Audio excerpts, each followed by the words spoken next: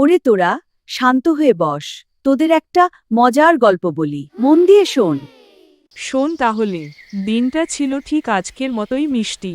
রাজু তার শর্ট প্যান্টটা পরে মেঠো পথে বল নিয়ে লাফালাফি করছিল।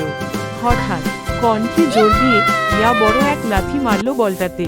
আর সেই বল গিয়ে পড়ল এক জঙ্গলি ঝোপের ঠিক মাঝখানে।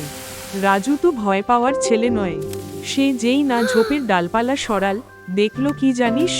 মাটির নিচে অর্ধেক পোতা এক পুরনো পিতলের কলসি। রোদে সে কি তার ঝিলিক। রাজু কাপা কাপা হাতে কলসিটা তুলল। যেই না ঢাকনাটা খুলল, বাপরে, চারপাশ একদম আলোয় ঝলমলিয়ে উঠল। ভেতরে থরে থরে সাজানো সোনার মোহর আর হিরে মানিক। তোরা থাকলে তো নির্ঘাত পকেটে ভরে ফেলতিস, তাই না? একটু হেসে, কিন্তু রাজু তা করল না। সে এক ছুটে গেল তার দাদুর কাছে।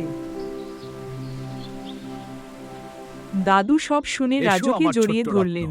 দাদু, বললেন, কত দাদু মিস ভাই, করেছি। লোভ বড় খারাপ জিনিস। এই ধন দিয়ে তুই কি করতে চাস? রাজু স্কুলের ওই জীর্ণ ঘরটার দিকে আঙুল দেখিয়ে বলল, দাদু, ওই যে আমাদের স্কুল, যার ছাদ দিয়ে জল পড়ে। এই টাকা দিয়ে আমরা কি ওটা নতুন করে বানাতে পারি না? ব্যাস, কদিন বাদেই দেখা গেল এক ম্যাজিক। গ্রামের ছোট বড় সবাই মিলে সেই ভাঙা স্কুলটাকে বানিয়ে ফেলল একদম নতুনের মতো। রাজু বারান্দায় দাঁড়িয়ে দেখছিল তার বন্ধুদের আনন্দ। আর দূরে দাঁড়িয়ে দাদু ভাবছিলেন, কলসির সোনার চেয়ে দামি সোনা তো আমার রাজুর মনে লুকিয়ে আছে। বুঝলি তো, সততা থাকলে ভগবান এভাবেই পথ দেখিয়ে দেন। চল, এবার সবাই ঘুমোতে যা। কাল আবার নতুন গল্প হবে। শুভ রাত্রি।